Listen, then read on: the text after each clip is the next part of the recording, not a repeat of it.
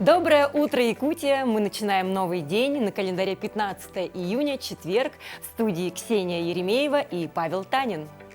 И сегодня по традиции будем начинать в день с чего-то интересного, познавательного и так далее. О чем же будем говорить в ближайший час? В первую очередь поговорим о благотворительном марафоне в поддержку участников специальной военной операции. Ожидаем в нашей студии Валерия Лютова, главу регионального исполкома Общероссийского народного фронта в Якутии. Узнаем также, как приобщают молодое поколение к здоровому образу жизни в Тамоте. Научимся готовить вкусный утиный суп. Ознакомимся с киноновинками этого четверга. В Турции заработала оплата картами российских банков. Расскажем, где именно доступна данная опция. Позже в нашей студии будет гостить актер театра и кино Валентин Воробьев. Узнаем о его цели визита в Якутию и поговорим о якутском кино. И по традиции начинаем наш эфир, конечно же, с информации о погоде, чего же нам ожидать сегодня за окном. И, в принципе, можно как-то будет понять, как одеваться, чтобы выйти сегодня на улицу. По информации Якутского гидромедцентра, на центральных районах Якутии сегодня температура воздуха от плюс 9 до плюс 11. В заречной группе от 9 до 11 также. В южных районах от 6 до 12 градусов тепла, в Вилюйской группе от 9 до 12. В Нижнеленских 8-9. В западных районах от 10 до 11 со знаком плюс, в Колымо-Индигирской группе улусов от плюс 2 до плюс 15. В Янских районах от 8 до 13 градусов тепла, на северо-западе от плюс 1 до плюс 8. В городе Якутске температура воздуха в 6 часов утра составила 9 градусов со знаком плюс, атмосферное давление 746 миллиметров ртутного столба, ветер юго-юго-восточный 4 метра в секунду. Сегодня днем преимущественно без осадков, ветер юго-восточный 5-10 метров в секунду. Температура воздуха днем ожидается 21-23 градуса тепла. А напомним, сегодня, 15 июня, интересно, чем же вообще день примечательный, каждый день мы за этим следим. К примеру, сегодня день создания юнацкого движения в России. Празднуют сегодня также 15 июня день образования госинспекции по маломерным судам МЧС России. А еще сегодня Международный день прогулки. К слову, ученые и медики посчитали, что если вы совершаете пешие прогулки по окрестностям не менее 3 раз в неделю в течение 40 минут, то такое систематическое занятие будет способствовать интенсивному развитию интеллекта, не говоря уже о хорошем сне и отличном самочувствии. Поэтому сегодня отличный повод прогуляться до работы пешком. А что еще готовит нам предстоящий день, узнаем в рубрике. 15 июня – Всемирный день ветра и Всемирный день распространения информации о злоупотреблениях в отношении пожилых людей. Сегодня также день создания юнацкого движения в России. Общество юных натуралистов ведет отсчет с 1918 года. По народному календарю, если ветер дует с запада, в ближайшее время будет похолодание. 15 июня 1215 года английский король Иоанн Безземельный подписал Великую хартию вольностей. Документ, гарантирующий королевским подданным определенные привилегии и права, действует по сей день. 15 июня 1667 года проведено первое в истории успешное переливание крови человеку. Юноше ввели кровь ягненка, и вскоре больной поправился. К слову, группы крови открыли лишь 250 лет спустя. 15 июня 1885 года в России принят закон о запрещении ночной работы подростков и женщин. 15 июня 1916 года в воздух поднялся первый самолет «Боинг». Гидросамолет на 2 поплавках американский инженер Уильям Боинг построил в лодочном сарае и сам сел за штурвал, поскольку пилот опоздал. 15 июня 1984 года – День образования Государственной инспекции по маломерным судам. 15 июня 1867 года родился Константин Бальмонт, русский поэт-символист, переводчик, эссеист. 15 июня 1914 года родился Юрий Андропов, советский государственный и политический деятель, глава СССР. 15 июня 1936 года родился Михаил Державин, советский и российский актер театра и кино, народный артист РСФСР. 15 июня 1946 года на свет появился Демис Русос, греческий певец и музыкант. В 1953 году в этот день родился Си Цзиньпин, китайский государственный деятель, председатель КНР с 2013 года. Именины в этот день празднуют Дмитрий, Иван, Константин, Мария, Никифор и Ульяна.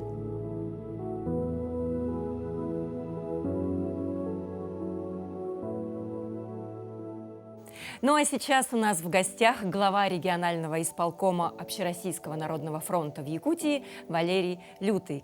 А темой нашего общения предстоящий телемарафон в поддержку участников специальной военной операции. Валерий, доброе утро. Расскажите нам, что за телемарафон и когда он пройдет. Но телемарафон мы проводим уже не первый раз. И пройдет он сегодня, 15 июня. В 14:00 начало у нас на НВК «Саха». И хочу сразу поблагодарить, что нам предоставляется такая возможность. НВК «Саха» и вообще телевизионщики, все журналисты нам помогают в этом вопросе. А дело делаем мы общее. Мы сейчас всей нашей страной помогаем нашим бойцам на передовой. Общественники, государство, республика передовая одна из, и у нас очень много делает для того, чтобы ребятам нашим было легче там. Подменить мы Министерство обороны не можем, но помочь мы можем и очень существенно. И это уже доказали. Сейчас многие организации общественные этим занимаются помощью. Но Народный фронт, он координирует и как бы обобщает и дает возможность всем гражданам принять участие. В чем Народный фронт вот сейчас проводит марафон? Его задача, чтобы каждый, вот там будет у нас QR-код, он региональный QR-код. И наведя на какой-то телефон с приложением, можно считать этот код и перечислить какую-то посильную помощь. Пусть это будет 200 рублей, 500 рублей. Но именно эти деньги, небольшие деньги, формируют сознание людей, что он хоть как-то помог. И эти деньги точно дойдут, потому что есть же люди недобросовестные, да, может быть, что-то не доходит, а у нас именно четко отработано. И вот наш глава страны, президент Владимир Владимирович Путин сказал, что Народный фронт собрал 7 миллиардов. И эти деньги именно с таких вот пожертвований, небольших сумм собираются. Конечно, к нам приходят организации, которые приносят существенные, передают им автомашины, и квадрокоптеры, и тепловизоры. И мы все это доставляем, делаем видео, фото, отчет. И самое еще сказать важное, что Народный фронт, уже у нас логистика так отработана. Вот за это все время большие поставки были огромные. Сами понимаете, сумма сама за себя говорит, 7 миллиардов. И за счет этого, что у нас идет уже адресная помощь, мы уже знаем, кому что нужно, и как доставить. И это все отработано и нашими волонтерами, которые находятся во всех точках, почти приближенных к передовой. Вот такой вопрос, говоря про... мы уже сказали, что любой может принять участие в сборе средств, то есть это либо просто телезрители, отсканировав QR-код, организации принимают традиционно очень большое участие, хорошее. Кто-то кого-то уже можно отметить, наверное, из предприятий, организаций, которые откликнулись на призыв принять участие. Да, это очень различно. Самое уже такое запоминающее, когда пенсионеры приносят все свои сбережения и настаивают, чтобы их взяли, потому что очень как-то это трогает, потому что один человек, который очень богатый, отдает какую-то часть, процент какой-то, да, со своего всего дохода, и который человек приносит все свое состояние, которое откладывал много лет. Вот. Это трогает, но в основном мы, конечно же, понимаем, что суммы большие — это предприниматели, это какие-то организации, которые даже ежемесячно есть организации, которые перечисляют свою часть заработной платы. Вот. Но отметить кого-то особенно, у нас дорожники хорошо отметились в прошлом году, они нам принесли на 8 миллионов квадрокоптеров и тепловизоров. Дорожники. Также я хочу сказать, что есть различные общественные организации. Якутия «Мы с тобой» отлично работает. Мы взаимодействуем с Якутский координационный республиканский центр. Вот Андрей Сандоминович Федотов у нас возглавляет его, а здесь у нас его представитель Куркутов. Мы постоянно взаимодействуем. Это передача автомашины. И вот недавно мы передали 2 УАЗа ну, 2 автомашины повышенной проходимости. Ну и, конечно, мы воспользовались тем, что они шли с Якутии железной дорогой в Нерюнгри, наши казаки. Их не только, так сказать, подлатали, отремонтировали, ну, чтобы для дальней дороги, но и заполнили там местные организации различными там маскировочными сетями там, и так далее, товаром, там, предметами, точнее, которые там необходимы. Вот я еще хотел спросить по поводу, вот, ну, как говорится, фактически помощь становится адресной, работа уже налажена, в том числе логистическая. Как скоро потом эта помощь вот доходит непосредственно до адресатов? А я сейчас наблюдаю, что и в республике, вот сейчас, который вот координационный центр отлично работает, вот, то есть создано логистически во всех там городах, приближенных нашей передовой, склады, логистический транспорт ходит. И у Народного фронта тоже, и вот взаимодействие, вот это помогает нам. Иногда я обращаюсь, быстро надо доставить туда-то, туда-то, где стоит, допустим, там 55-я бригада, 40-я там и так далее. Конкретно разведчикам нужно квадрокоптер. Это квадрокоптер, да, она не дешевая, но она, к сожалению, расходная часть. Это часть, которую можно потерять, а без них разведчикам очень сложно. Поэтому мы оперативно это делаем, доставляем. Ну и сейчас это системно уже так вот работа идет, системно. И я скажу, что самое важное, что мы сейчас должны сейчас стараться не только туда поставлять вещи, где уже много наших бойцов, а иногда мы бежим в одну сторону, да, все там стараемся, вот, знаем, что там много наших ребят. А и у нас есть еще ребята, и родственники обращаются, где 1, 2, 3, 4 наших земляка, и вот чтобы до них доходило. Вот вы правильно сказали, адресно надо сейчас начинать работать, помогать ребятам. А какие-то, может быть, молодежные проекты есть у вас? Да, у нас хороший молодежный проект, он уже не первый год идет, это «Молодежка Народного фронта». Ребята себя показали и в пандемию, когда у нас молодежное движение, в основном волонтерское, вместе с медиками России, с фондом волонтерскими и разными другими организациями, поставили более 20 пакетов, продовольственных пакетов старшему поколению. Вы знаете, как было сложно, что вплоть до того, что людям нельзя было старшему поколению выходить в магазин. Это движение до сих пор продолжается. И вот молодежка, она сейчас тоже переключилась на помощь СВО. Там где-то дрова, где-то что-то. Ну, помогают. Да, Валерий, напомните, пожалуйста, еще раз телезрителям, где, когда, телемарафон, какие каналы, время. Я призываю всех оставаться неравнодушными, воспользоваться вот это сегодня телемарафон 14:00 на НВК «Саха».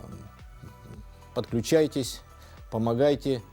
Это очень нужно нашим воинам на передовой. Валерий, спасибо вам и за вашу работу вообще в принципе, в целом. Ну а прямо сейчас прервемся на короткую паузу, после которой продолжим.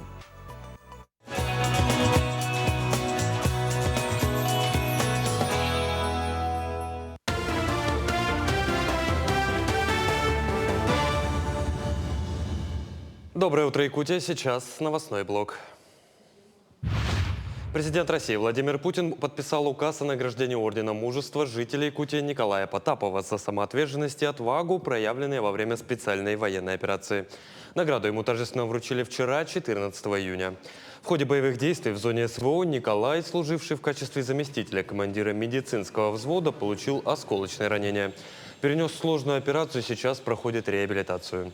Николай Потапов является основателем проекта «Ведроид» и IT-школы «Экспоскиллз». Сегодня он активно развивает свою IT-школу, а также занимается общественной деятельностью, в том числе помогает военнослужащим. Якутские аграрии завершают посевную кампанию в регионе. В республике, несмотря на пасмурную и холодную погоду, полным ходом идет посевная кампания. Темпы весенне-полевых работ на уровне прошлого года, так что посевную планируют завершить исключительно в срок. Завершили садить зерновые культуры хозяйства Амгинского района, Хангаласского, Усть-Алданского, Вилюйского, Ленского и Татинского районов. Также по оперативной информации посев зерновых культур составляет 10 652 гектара или 98% от плана. В том числе пшеница засеяна на площади в 1500 гектар, ячмень на 2500, овес почти на 7000 гектар. На кормовые цели засеяно 19 249 гектар кормовых культур, что составляет 65% от плана. Сумма заключенных на Петербургском международном экономическом форуме контрактов может достичь 6 триллионов рублей. Оценили опрошенными «Известиями» эксперты. По их словам, в этом году инвестировать главным образом будут в российские компании, которые способны заменить ушедшие иностранные. Это соотносится с основной темой форума. Он в этом году посвящен суверенитету в ключевых отраслях. Отличительными особенностями ПМФ-2023 станут проявление экономической переориентации России на восток и подведение первых итогов жизни в условиях санкций. Среди гостей будут широко представлены делегации стран Ближнего Востока, самая крупная из Объединенных Арабских Эмиратов. Аграрии могут разрешить использовать ранее запрещенные в некоторых регионах беспилотные летательные аппараты, но на ограниченной высоте в 150 метров. Об этом в среду, 14 июня, заявила вице-премьер страны Виктория Абрамченко. По ее словам, использование агродронов будет продолжено, если с Минтрансом удастся договориться. Вице-премьер при этом выразила уверенность, что коллеги смогут найти компромиссное решение. Минэкономразвития страны разработала поправки в закон об акционерных обществах, которые обязывают с 2025 года публичные акционерные общества раскрывать данные об их дивидендной политике. В дивидендной политике компании должны быть данные о порядке определения размера дивидендов по акциям каждой категории, периодичности их выплаты и факторах, влияющих на распределение прибыли. В случае отклонения от такой политики соответствующее решение должно быть обосновано. Инициатива при этом совпадает с озвученными в марте 2023 года предложениями ЦБ о закреплении на уровне закона обязанности ПАО утверждать и раскрывать свою дивидендную политику. На центральной улице Нерюнгри полным ходом ведутся ремонтные работы. Это плановые мероприятия, которые начались еще в прошлом году. Замена магистральных тепловых сетей по проспекту Дружбы народов. Сейчас, с окончанием отопительного сезона, ремонты на тепловых сетях перешли в активную фазу. При этом до августа планируется завершить ремонтные работы на площади Ленина. В настоящее время в кварталах М, Н и К отключены от горячего водоснабжения. Это связано с тем, что необходимо демонтировать действующий трубопровод. При этом подача горячей воды в дома возобновится 18 июня. Большое отключение ГВС запланировано на июль с 13 по 28 число в поселках Серебряный Бор, Беркокит и самом Нерюнгре. Данные работы проводятся именно в плановом порядке. В связи с тем, что администрацией города Нерюнгри проводится асфальтирование улицы Дружбы народов, то есть здесь совместная работа именно с администрацией, чтобы потом не пришлось вскрывать новый асфальт. Данная работа плановая.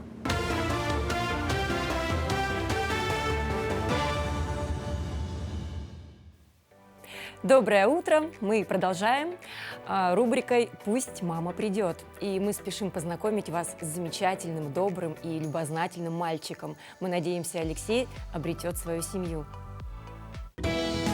Знакомьтесь, Алексей. Ему 15 лет. Алексей у нас активный парень, увлекается много разными кружками, ходит. Например, он занимается борьбой, вольной борьбой, участник нескольких соревнований, разные места занимает. В нашем мастерской он ходит уже давно. У него, например, его учит мастер по кузнечному делу Акимов Иннокентьевич. Учит его, как делать ножи якутские. Сейчас мы делаем ножик с якутским ремнем из меди. Это будет крепиться к ремню. Он тоже будет как бы из кожи, и там тоже будут медные такие узоры. И это будет прицепляться вот так. А планы у тебя какие? Вот закончишь ты школу. Вот кем бы ты хотел работать? Судоводителем или судостроителем. Алексей активно участвует в разных мероприятиях и имеет солидное портфолио. Грамота за первое место – это в этапе поднимания тяжести. Я в результате 128 метров прошел с мешком песка. Здесь тоже за спартанские игры первое место занял. Прыжки в длину с разбега 2,66 сантиметров я прыгнул в длину, занявшая второе место. Алексей ежедневно тренируется в спортивном зале и осваивает новые упражнения. играет в компьютерные игры и читает стихи на якутском языке. Люблю Якутию родную, живые песни деревень, весной рожденный яркий день и зелень кедрачей сквозную. Люблю Якутию родную, люблю Якутию родную, прохладного кумыса вкус и хамуса былую грусть. Лисиц одежду расписную, люблю Якутию родную, люблю Якутию родную, равнины светлые ее, полей колючее жневье. Всю цветущую земную люблю Якутию родную. Алексей – добрый и отзывчивый мальчик, и мы надеемся, что для него найдется семья.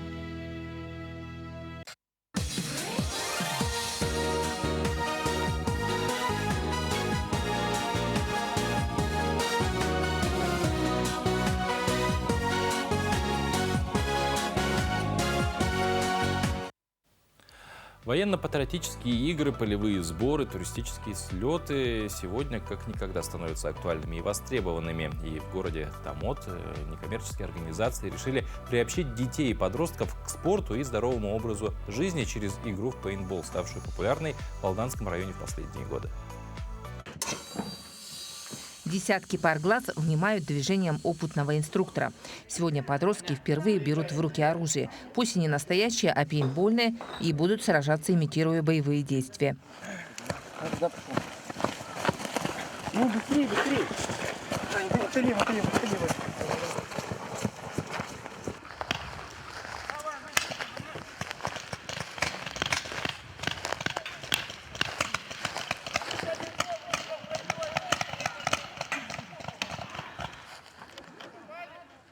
Задача игроков – подстрелить врага из противоборствующей команды. Доказательством поражения служат яркие пятна краски на одежде. Пейнтбол способствует не только хорошей координации движений, сплочению команды, но и развивает мышление. Правда, для детей большее удовольствие доставляет сама игра и те эмоции, которые они испытывают. Мы давно ждали такую игру, и вот сегодня она произошла. Какие мы пережили эмоции, это стоит попробовать этого. Первый опыт игры в пейнтбол для подростковой команды, несмотря на отсутствие опыта, оказался весьма удачным. Непередаваемые ощущения, так здорово. И мы сегодня один раз проиграли и один раз выиграли. Закончили дружной ничьей. Взрослые участники результатам игры рады, ведь азарт и радость в глазах подростков говорит о том, что поставленная цель достигнута. Наша цель – развивать этот вид спорта, привлекать молодежь, чтобы молодежь не сидела дома, не сидела в телефонах, а летом на природе, на солнце выходила и брала с нас пример, допустим, с меня, с еще таких же ребят, которые приезжают и проводят для юных ребят пейнтбол. Игра пейнтбол и другие экстремальные виды спорта в Алдане активно в последнее время развивают общественные организации. Наша организация уже не первый год развивает пейнтбол в Алданском районе. Каждый год мы проводим игры по пейнтболу в нашем городе, в Алдане. В этом году пришла идея провести в чудесном нашем городе Томот. Я думаю, нам удалось. Мероприятие прошло успешно. Общественники теперь планируют проводить такие игры среди подростков района чаще. Туяра Филиппова, Ренат Нахиев, Томот, Алданский район. Ну, а есть у нас хорошие новости для тех, кто планирует свой отпуск выехать, например, в Турцию, потому что там заработала оплата картами российских банков. Опция доступна в некоторых кафе и торговых точках. Оплачивать покупки можно любой банковской картой, включая МИР, Visa, MasterCard, UnionPay. Работает также система быстрых платежей. Российские карты, правда, принимают пока не везде. В местах, где такой способ оплаты возможен, владельцы магазинов, кафе и других заведений размещают соответствующие таблички-наклейки. Одну из них вы могли видеть выше. Платежи проходят через сервис Sigma Pay. Технически все операции происходят в России. Система принимает рубли с российских карт, а после отправляет платеж на счет в турецком банке. Комиссия составляет примерно 2%. Ксюша, вот любишь ли ты эксперименты? Люблю, Паша. Люблю и обожаю. Вся моя жизнь – это один сплошной эксперимент. Вот есть у меня один интересный, хочешь поучаствовать? Очень. Смотри, вариант есть. Так. Получить сейчас печенье или получить 2 печенья, но через 15 минут. Какой бы вариант ты выбрала? Я выберу вариант 4 раза по 15 минут, жду печенья и ухожу домой после коробкой. эфира с коробкой. Отличное решение. Вообще, к чему мы по печенью заговорили, потому что есть такой, был много лет назад, Стэнфордский зефирный эксперимент. Проводился в 60-х, 70-х годах под руководством психолога Уолтера Мишела. Он позднее стал, кстати, профессором печенья. Профессором Стэнфордского университета. Заключалось все в том, что брали детей, предлагали им вот как раз вариант. Либо сейчас зефир, по-моему, все-таки там был, или печенье, либо сейчас, либо через 15 минут 2 штуки, то есть 2 раза больше. И через 10 лет все-таки пришли к такому выводу, исследования привели к тому, что дети, которые, значит, соглашались подождать 15 минут, они, в принципе, у них жизнь сама по себе более благополучно складывалась. То есть все-таки в терпении есть какой-то ключ к успеху и благополучию. То есть я очень успешно прошла сейчас эксперимент, Получается, и это все сулит мне в 4 раза успешнее. Но 4 раза по 15 еще не прошли. Это будет уже после эфира. Да, Паш, я думаю, что любая работа над собой — это всегда очень энергозатратная вещь, трудоемкая, но она имеет место быть. Для того, чтобы действительно добиться успеха в жизни, нужно вырабатывать какие-то хорошие, полезные привычки. И именно об этом мы следующий материал. Поговорим сейчас. Просыпайтесь раньше обычного. Ранний подъем включайте в себя достаточно преимуществ. Утренние дела выполняются спокойно и уравновешенно. Процесс не превращается в беготню. Это дает возможность размеренно подготовить себя к работе и начать выполнять новые задачи раньше других, проведя первые часы после пробуждения без стресса и торопливости. Человек становится продуктивнее и в середине дня сохраняет положительный настрой. Улыбайтесь и думайте о хорошем. Чтобы правильно начинать день, постарайтесь улыбнуться сразу же, как проснетесь. Ученые подтверждают, что улыбка как при пробуждении, так и днем стимулирует выработку эндорфина, дофамина и серотонина, веществ, ответственных за хорошее настроение. Это способствует укреплению иммунной системы.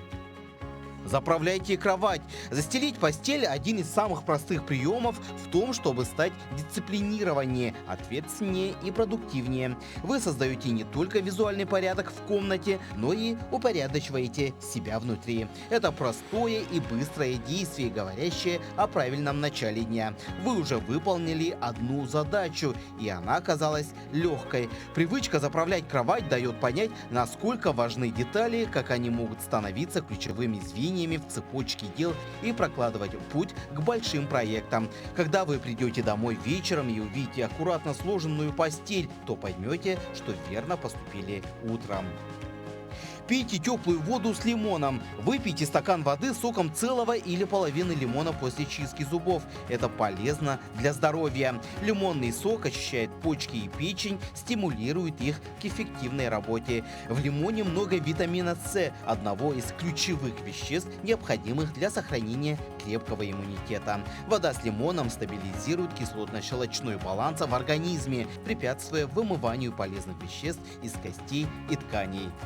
Делайте зарядку. Утренняя зарядка расслабляет мышцы после сна. Да, они остаются напряженными после этого. Усиливает кровоснабжение тканей и внутренних органов. Используйте обычные упражнения, растяжки или простые позиции из йоги. Сеанс 10-15 минут приведет тело в порядок и настроит его на производительный день. Медитируйте. Начните день с утренней медитации в тишине. Она имеет несколько положительных эффектов. Нормализует эмоциональный фон, снижает стресс, повышает стрессоустойчивость, укрепляет иммунитет. Не обязательно достигать медитативного транса. Просто расслабьтесь, сосредоточьтесь и проведите в спокойном расположении духа несколько минут. Завтракайте здоровой пищей. Об этом говорили и скажут еще 1000 раз. Завтрак – главный прием пищи для человека, особенно для тех, кто старается жить эффективно. Полезный завтрак насыщает до середины дня, поддерживает концентрацию и дает энергию. Создавайте. Прежде чем поехать на работу, посмотрите новости, проверить почту или отправиться на собрание. Создайте. Пусть это будет пост в блоге, рисунок, вышивание, видео, фото или инфографика. Неважно. Главное не обязанности, а творчество, которое позволит правильно начинать день. Утренние привычки могут как построить рабочий день, так и разрушить его. Используйте эти советы, чтобы каждое утро начиналось с удовольствия от жизни и заботы о себе, а уже потом о работе.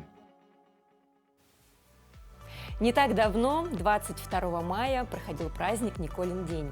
В Якутии традиционно в этот день готовят оладьи и варят утиный суп. В этот период дичь очень популярна, и потому никогда не поздно научиться готовить этот вкусный и наваристый супчик. Ну и тем более, как раз впереди нас ожидает традиционный праздник наш ЭСЭХ. И вот давайте попробуем приготовить утиный суп вместе с нашей коллегой Дарьей Анкеховой и нутрициологом Юлией Заболоцкой-Избековой. Ну и обязательно сохраняйте рецепт, потому что уже через неделю можно будет им воспользоваться, как минимум будет повод для этого. Доброе утро, дорогие друзья!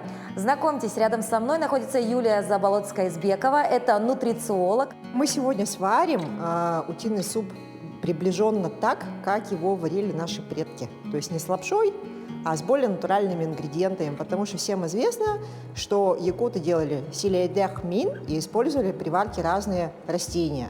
Ну, сейчас их, конечно, никто не заготавливает, мы будем использовать похожие аналоги. Где наша красавица-уточка? Так, да. У нас сегодня немножко будет суп для эгоиста. Утка у нас, к сожалению, сегодня немножко небольшая. На 2 порции хватит? На 2 порции хватит, да. С точки зрения нутрициологии, дичь вообще полезный продукт. Дичь, она... мясо более такое, как сказать, насыщенное белками, да, в нем содержатся разные полезные жирные кислоты, витамины. То есть дичь, она на столе хотя бы раз в год должна присутствовать обязательно. Супы раньше якуты варили преимущественно на костре. Вообще утиный суп, он пришел в кулинарию якутскую вместе с традициями от кочевников, доставшихся в наследство, да, потому что утиный суп варится, он, начиная с Турции до Дальнего Востока, везде. Просто у всех разные названия, да? У всех разные названия, да, и у всех там плюс-минус немножко разные ингредиенты кладутся. Луковицу, морковку мы сейчас кладем целиком, это будет заменять нам коренья волшебные, да. Это вот у нас источник витамина А это для вкуса. Раньше якуты в суп клали вместо таких луковицы сарданы. Поэтому это стало краснокнижным растением, кстати. Потому что все съели, да. Немножко перца кладем и обязательно добавляем кориандр. Это ближайший родственник сусака болотного, источник разных антиоксидантов, поливитаминов. Ну, то есть очень полезная штука. Оладьи умеешь делать? Думаю, что да. Думаю, что да, да? Давай ты сейчас будешь делать тесто на оладьи, я пока другие овощи подготовлю. Хорошо. Юлия, скажи, пожалуйста, вот говорят многие люди, кто придерживается правильного питания, что оладьи – это зло. Ну, а с чего бы? Ну, потому что при жарке много масла в них. Для того, чтобы оладьи не впитывали масло, в них не надо добавлять соду. Эта сода дает такой эффект. Ты знаешь, ну, якутский суп из утки и сельдерей немножко вещи несовместимые, мне кажется. Ну, с чего бы? Это тоже родственник нашего сусака болотного. Поэтому это все зонтичные растения, очень классно. Да, якуты готовили силейдэх мин, причем в качестве наполнителя сели использовалась не пшеничная мука, а муку, которую добывали из корней того же сусака болотного, либо муку из заболони. Сели это вот просто в бульон, растворенную вот эту муку перемешанную добавляешь, и получается такое что-то похлебкообразное, да? Все. Сегодня у нас замена этому будет приближенный вариант, это булгур, вот по насыщенности макроэлементов, потому что и сусак, и заболонь, они очень сильно отличаются по химическому составу от пшеничной муки, которую мы потребляем сейчас. Они в своем составе имели, допустим, там пробиотики, да, это пищевые волокна, повышенное содержание белков. Заболонь вообще крутая, потому что в ней есть лигнин и гемицеллюлоза. Сейчас такие виды пищевых добавок можно только в аптеке купить. Да, то есть их в привычной жизни практически не стало. Добавим еще немножко сладкого перца, потому что болгарский перец, он просто придает вкус блюду дополнительный. Ну, для того, чтобы стала более насыщенная, содержательная часть композиции супа. Прошло минут 10. Для этой утки этого достаточно, она очень мелкая. Была бы крупная, варили бы дольше, а так из нее все выварится. Засыпаем теперь все вместе, потому что время варки вот при такой нарезке примерно будет одинаковое у булгура и вот этих запчастей. Все, суп уже готов. Вы, кстати, обратили внимание, что я его не солила. Почему? Потому что мясо, его нельзя солить при варке. Его нужно досаливать после того, как оно готово полностью. Наш ужин готов. Всегда старайтесь кушать вкусно, это очень полезно. Приятного аппетита!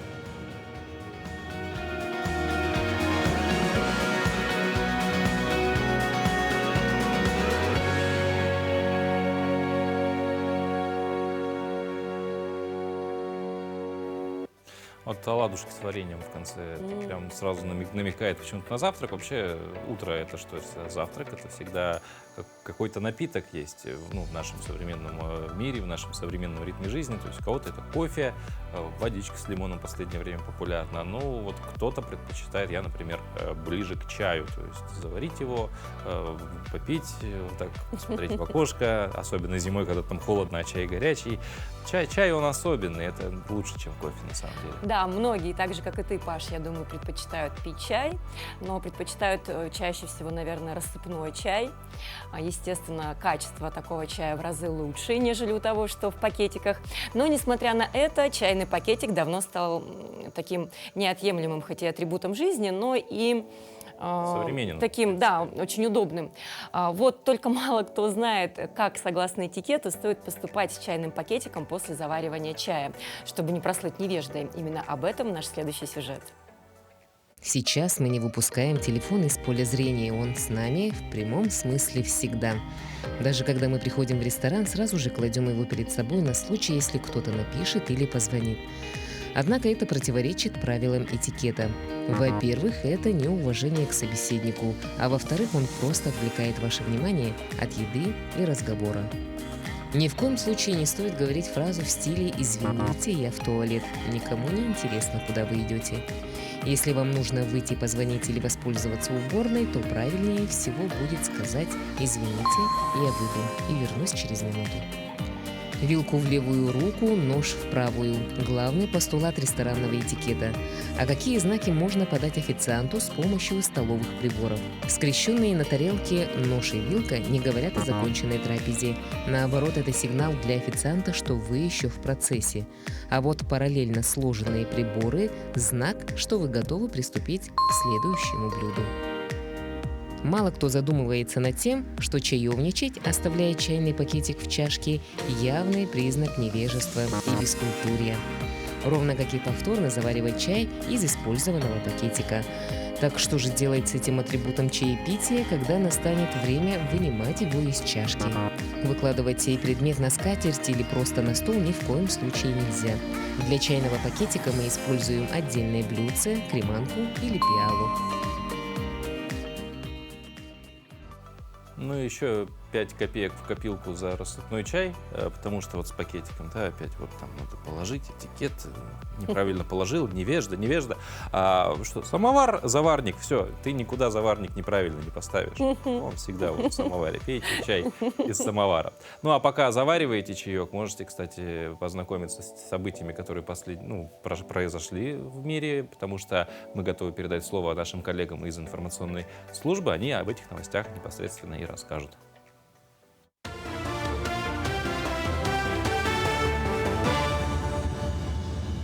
Доброе утро, Якутия. Сейчас новостной блок. В Якутии 12 выпускников сдали на 100 баллов ЕГЭ по русскому языку. Как рассказала министр образования и науки республики Ирина Любимова, это на 5 человек больше, чем в прошлом году. Она отметила, что это большой совместный труд учителей, учеников и родителей, которые создают необходимые условия для обучения детей и качественной подготовки к экзаменам. В Якутии продолжили в этом году традицию премирования 100-бальников. Также с этого года будут награждать их учителей. Премия составляет 100 тысяч рублей. С 12 июня свои двери для юных айтишников открыла летняя школа IT-Куба. В течение 21 дня дети будут создавать свои проекты по 9 лабораториям на тему Арктика и космос. В дальнейшем проектные работы, выполненные учащимися в летней профориентационной школе, дорабатываются с руководителями лабораторий и творческих мастерских для участия на всероссийских и международных юношеских научных чтениях. Также на выставках и мероприятиях различного статуса. В этом году от лагеря в основном я ожидаю именно что презентации и выступления, потому что это моя любимая часть, которая в прошлом году, так как сегодня в этом году 3 недели, а в прошлом году всего 2, мы сразу приступили к проектам, что мне очень понравилось. Но сейчас, так как уже 3 недели, первая неделя более ориентирована на лагерным составляющим, то есть, как в других лагерях, соревнования, участие, зарядки. Хотя зарядки были и в прошлом году. Администрация Вилюйского района организовала трудовой лагерь, в который вошли дети, состоящие на учете в подразделении по делам несовершеннолетних. Дети из многодетных и малоимущих семей, а также дети с ограниченными возможностями здоровья. Основная цель лагеря – сплотить молодое поколение, научить их правильной коммуникации в обществе и привить любовь к труду. Всего в группе 10 человек, лагерь будет работать в 2 сезона. Выставка «Сокровищницы Якутии» приехала в Верхневилюйск. Основной экспонат – это именной алмаз Исидор Барахов.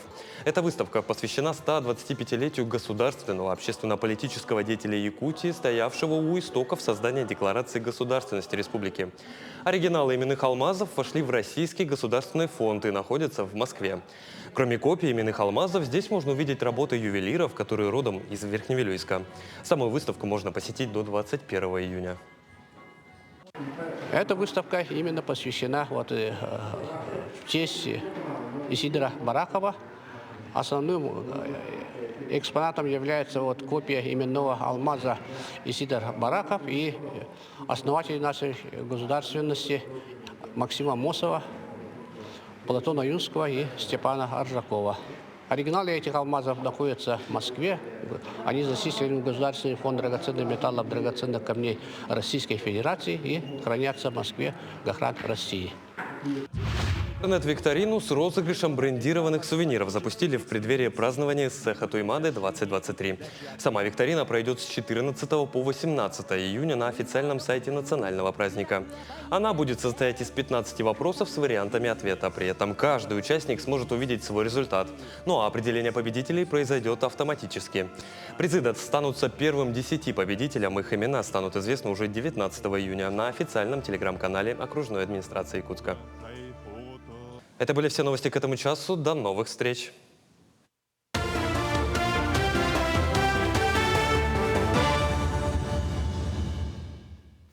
Мы благодарим наших коллег из новостного отдела. Мы продолжаем. Это «Утро Якутии», прямой эфир. И в продолжении темы хотелось бы спросить, Паш, так как сегодня четверг, впереди уикенд.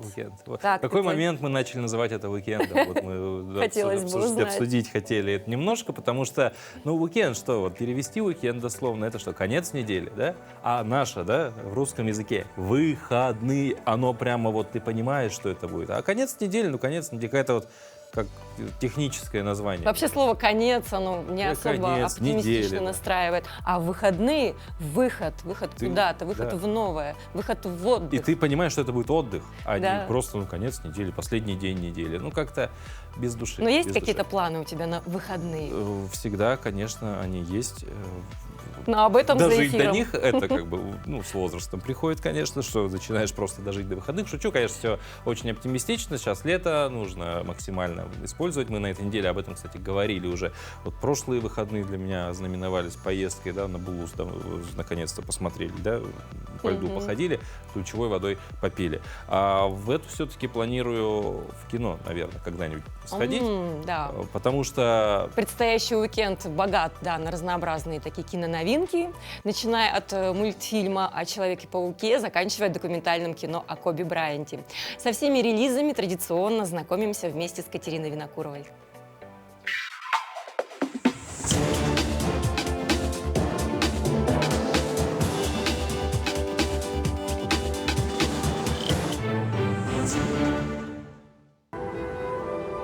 Я слышу твое молчание, мам. Я... Что, не в тему нарисовалась, чувак? Смотрите в кинотеатре «Лена» на этой неделе.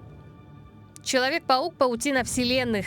По сюжету сиквела Майлз Моралес и Гвен Стейси пытаются спасти мультивселенную от новой угрозы. Для борьбы со злом герои обращаются к команде Людей-пауков из параллельных миров.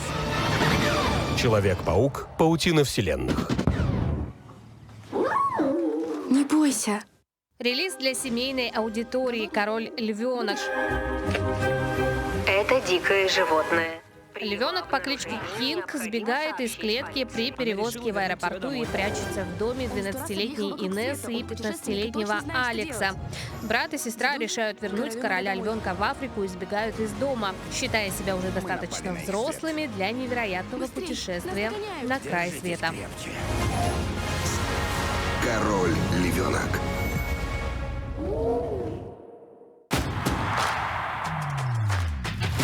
Что делать, если ты начинающий продюсер, и все, что у тебя есть, это большие деньги и несколько неизвестных музыкантов?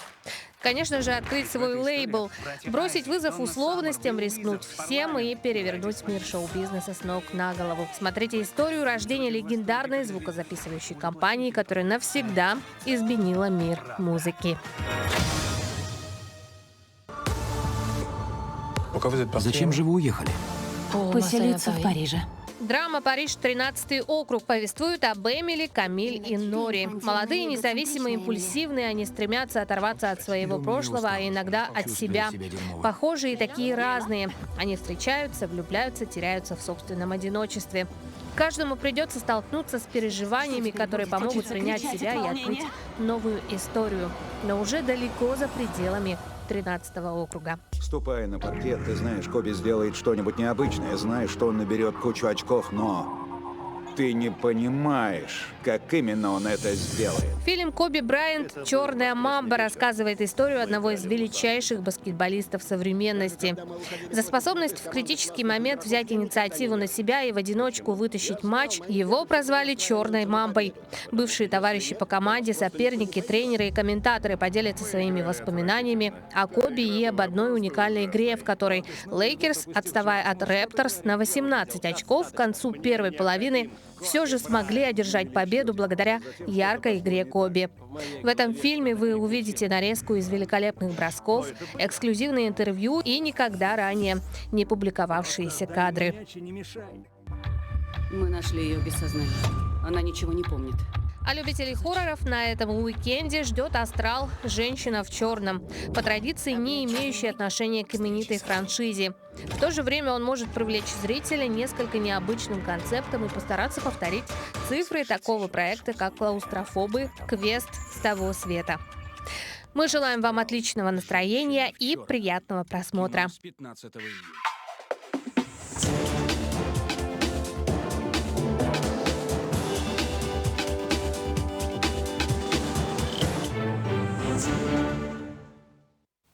Ну и в продолжении темы кинематографа сегодня в нашей студии профессиональный актер, чтец, диктор Валентин Воробьев. Валентин, доброе утро. Доброе. Я думаю, что наши телезрители сейчас окончательно проснулись, увидев вас в нашем эфире, потому что наверняка многие вас знают по таким киноработам, как «Фамильное гнездо», сериал «Шеф-6» на НТВ, телесериал «Свои 5», 5-й канал. И вот интересно узнать, что вас привело в Якутию? Якутский кинематограф. В свое время посмотрел фильм «Ичи» Костаса Марсана и фильм Степана Барнашова «Черный снег», «Ит», «Республика Z» и «Айту».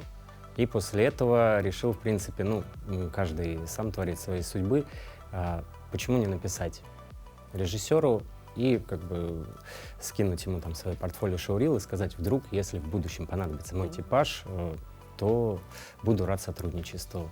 И вот таким образом я оказался здесь. То есть прям была заинтересованность в якутский кинематограф, попасть в нем, оказаться, да, почувствовать изнутри. Да, я про него как бы особо ничего не знал, но вот после этих фильмов меня действительно заинтересовало, потому что это очень цепляющие, яркие истории. То есть у Степана это вот такие как бы жизненные, человечные, у Костаса такие как бы шаманские, мистические. Плюс еще кроме этого смотрел и Дмитрия Давыдова «Пугало», и «Научу», и «Холодное золото». То есть меня вот это все заинтересовало. Именно подход и истории, сам материал, который цепляет. Ну а вот над чем будете работать вы? Можете ли какую-то уже завесу тайны приоткрыть? О чем будет фильм? Может быть, конкретно о чем, точнее, каким будет ваш персонаж? Вот я приехал на съемку, это вторая часть «Альманаха» Степана Барнашова и Дмитрия Давыдова. Первая была «Ит», это «Эд». «Ит» был про взаимоотношения людей в деревне, про как бы современное общество, а здесь именно городская среда. И про своего персонажа, сценарий раскрывать не могу. Если вкратце, человек, обеспеченный, свой бизнес, там, красавица жена, 2 детей, все вроде в жизни удалось, но в какой-то момент его настигает его прошлое. То есть когда-то давно он совершил страшный грех, страшное преступление, и, как мы все знаем, как бы ты ни старался спрятаться, когда-нибудь это тебя настигнет. И вот дальше начинает раскрываться маховик через моего героя и второго героя, старика, который приходит к нему, и вот мы узнаем, что же произошло и к чему это привело и приведет. А как долго пройдут съемки, вообще будут проходить?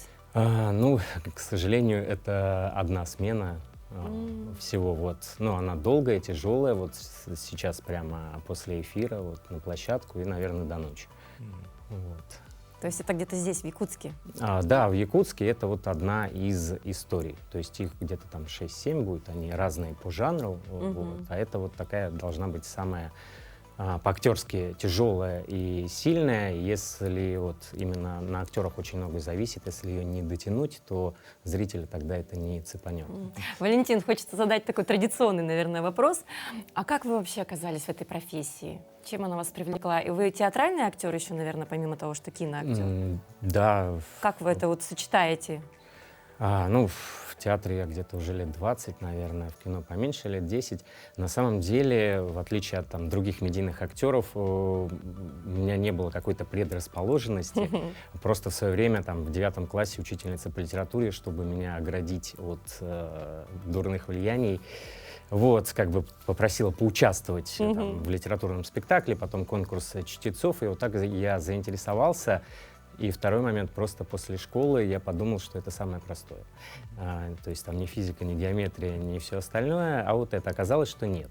И это очень тяжелая профессия и сложная. Да, мне вспомнились слова Джигарханяна об этом. Говорит, вообще-то, говорит, нормальные дети поступают, потом идут в космонавты, в доктора, учителя, а все остальные в артисты.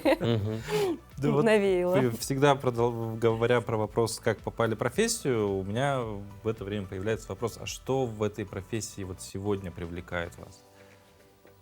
Привлекает сложность характеров именно персонажей, которых ты воплощаешь. То есть многие тоже знают, есть халтурные сериалы, фильмы, которые снимаются, в принципе, это никому не надо. Там ты себя...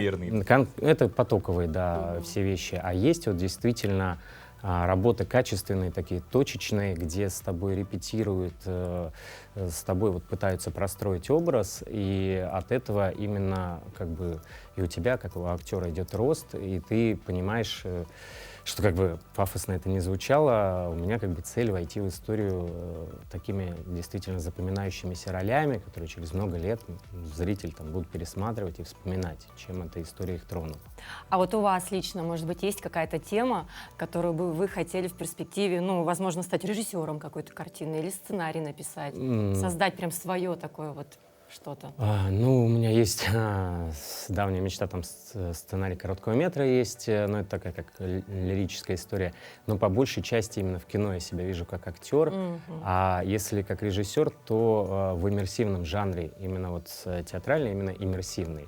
Вот в этом я понимаю, разбираюсь, это очень много пересекается с кино. И я могу, в свое время писал сценарии, эпилоги, прологи, финалы, то есть я понимаю, как это можно преподнести вкусно. А в Санкт-Петербурге, получается, вы тоже принимаете участие в таких иммерсивных постановках? Да, сейчас, к сожалению, их стало намного меньше, и, к сожалению, жанр немножко начал затухать, потому что появились люди, которые все называют этим словом, а по большей части это интерактив для детей. То есть это не иммерсив. Не для взрослых даже, именно для детей? Да, они просто под брендом, чтобы продать, а приходит зритель, и это вообще другое. Но иммерсив — это же погружение, по-моему. Да, это погружение, вовлечение зрителя, а получается, что это как детский день рождения. Где-то я слышала, что даже если открыли бутылку шампанского во время спектакля, полетели брызги в зал, то есть это уже иммерсивность какая-то, этот жанр. Так как программа у нас утренняя, сейчас утро, давно ли вы проснулись? Да, в 5 утра. 5 утра, как мы. Хотелось бы в завершении нашей беседы, вопрос, не связанный с темой кино уже, как вы свое утро начинаете? А может быть, есть какие-то специальные особые ритуалы именно актерские? Да, в принципе, у меня утро начинается всегда. Рано утром приходит любимая кошка, канадский сфинкс. Ей сейчас 6 месяцев. Вот, садится на грудь, вот, мурлычет, обнимает тебя за шею. Ну, реально, вот. Потом объятия любимой девушки. Вот, после этого небольшая зарядка, соответственно, завтрак. Вот, если в этот день спектакль, повторение текста спектакля, если смена, то кино, душ и вперед. В принципе, вот такие. Просто так звучит. Все дело в кошке. Все, завтра мы с кошкой пробуждаемся. Найдите здесь. нам, пожалуйста, кошку на завтра, уважаемые редакторы. Так, ну и, наверное... Да, какие-то пожелания, может быть, для наших телезрителей. Все-таки лето, пора такая. Да, что, наслаждаться, не знаю, погодой, хорошим кино, да и, в принципе, жизнью, стараться наслаждаться, несмотря на то, что все мы знаем, происходит как бы в мире, но вот пытаться все-таки как-то жить. Валентин, ну мы вам желаем удачи. Спасибо за эту беседу. Отличного вам дня, отличных съемок. Ну а с вами, дорогие друзья, мы также прощаемся на сегодня. Завтра увидимся.